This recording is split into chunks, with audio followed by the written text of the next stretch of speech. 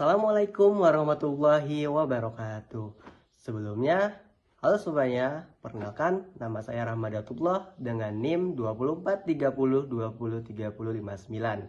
Saya merupakan mahasiswa aktif semester 3 Prodi Hukum Tata Negara, Fakultas Syariah, UIN Mahmud Yunus Batu Sangkar. Dalam video ini, saya akan menjelaskan mengenai fikih siasah maliyah. Tanpa berlama-lama, langsung saja kita ke videonya. Nah, fikih siasah maliyah itu kebijakan politik keuangan negara sesuai syariat Islam untuk kemaslahatan umum. Dan cabang dari fikih siasah yang membahas APBN Islam, pemasukan dan pengeluaran negara. Nah, pengelolaan dari sumber daya alam dan infrastruktur, kebijakan ekonomi dan perbankan syariah. Tujuan memastikan keuangan negara untuk kemaslahatan umum, menjaga hak individu dan menghindari pemborosan.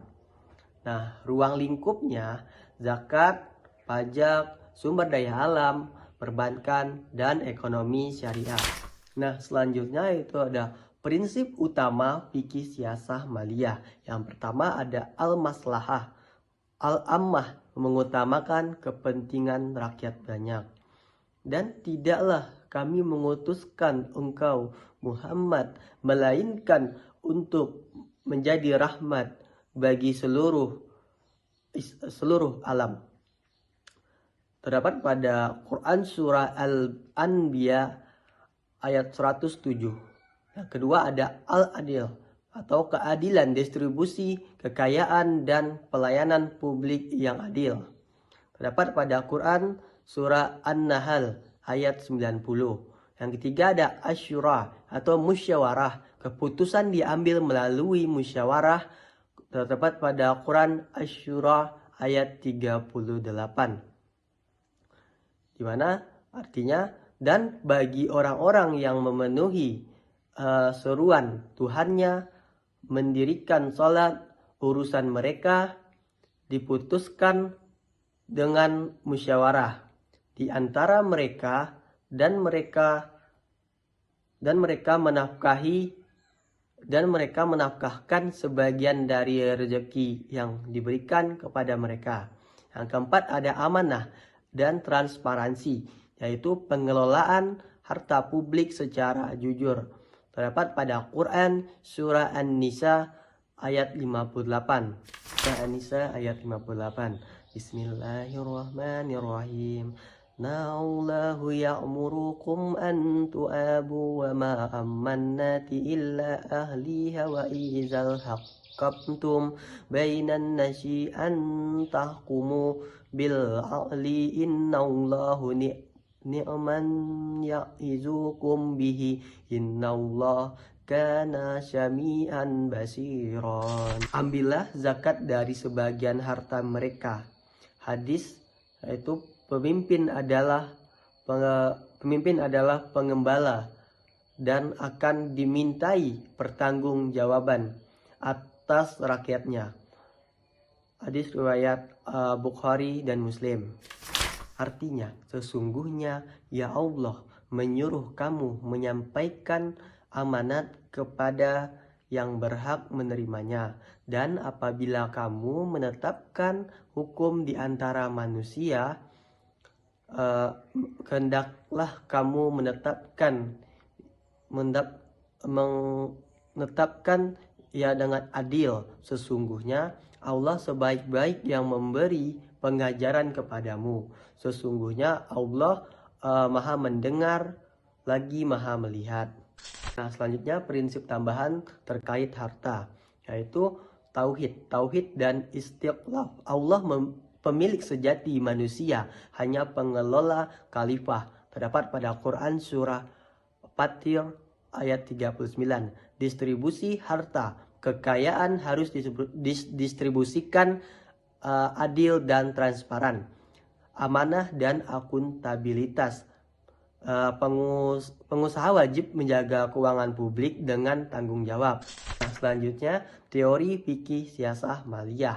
Nah, teorinya fikih siasah maliyah itu fokus pada pengaturan pemasukan dan pengeluaran negara atau APBN, Islam, pendapatan, zakat, pajak, dan sumber daya alam, dan belanja pembangunan sosial. Nah, kemaslahatan umum pada orientasi kebijakan untuk rakyat yang luas. Selanjutnya itu ada hubungan tripartit, pemerintahan, rakyat, harta, negara. Aspek lainnya yaitu ada hak fakir miskin, pengelolaan sumber daya alam, dan perbankan syariah. Berikutnya itu adalah landasan syar'i. Quran surah Al-Asyr ayat 7, supaya harta tidak hanya beredar di antara orang-orang kaya saja di antara kamu. Itu ada juga Quran surah At-Taubah ayat 103. Bismillahirrahmanirrahim.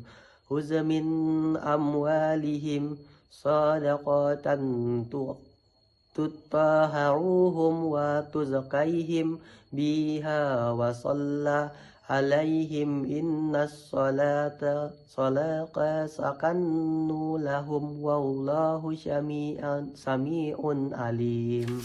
Ambillah zakat dari sebagian harta mereka. Hadis yaitu pemimpin adalah pengembala dan akan dimintai pertanggungjawaban atas rakyatnya. Hadis riwayat Bukhari dan Muslim. Kebijakan dalam fikih siasah maliyah. Yang pertama, ruang lingkup. Nah, satu yaitu pendapatan negara, zakat, pai, ghanimah, pajak syariah. Yang kedua, pengeluaran negara. Itu pembangunan kesejahteraan sosial. Yang ketiga, hubungan ekonomi antara negara, individu kaya dan miskin. Yang keempat yaitu ada pengelolaan sumber daya alam untuk generasi kini dan mendatang. Tujuan utama dari fikih siasah maliyah utama ada kemaslahatan umum dan keadilan sosial, menjaga keseimbangan hak negara individu, dan berlanjutan ekonomi dan kesejahteraan rakyat. Selanjutnya yaitu ada contoh dari kasus modern yang saya baca.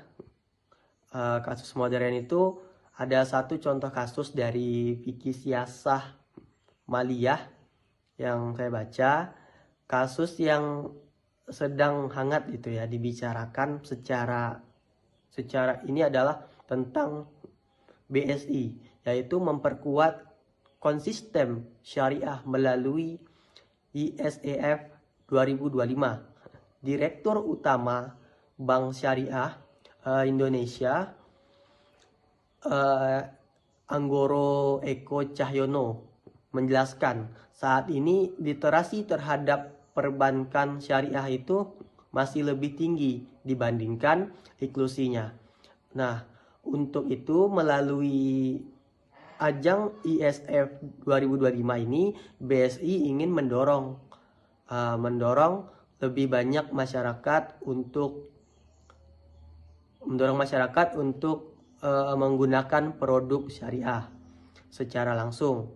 Maka dalam aktivitas keuangan sehari-hari terdapat lebih efektif gitu. Jadi dalil yang mendukung yang saya telah yaitu ada wahai orang-orang yang beriman, tinggalkanlah sisa riba yang belum dipungut. Quran surah Al-Baqarah ayat 278. Maknanya penerapan nyata fikih siasah maliyah dalam membangun ekonomi bebas riba dan berkeadilan. Nah, selanjutnya kesimpulan yang dapat saya sampaikan dari yang fikih siasah maliyah, yaitu fikih siasah maliyah yaitu menata keuangan negara berdasarkan syariat Islam dan berprinsip pada keadilan. Berprinsip pada keadilan, amanah, musyawarah, dan kemaslahatan umum. Nah, tujuannya menciptakan keadilan sosial, kesejahteraan rakyat, dan ekonomi berkelanjutan. Sekian itu yang dapat saya sampaikan. Assalamualaikum warahmatullahi wabarakatuh.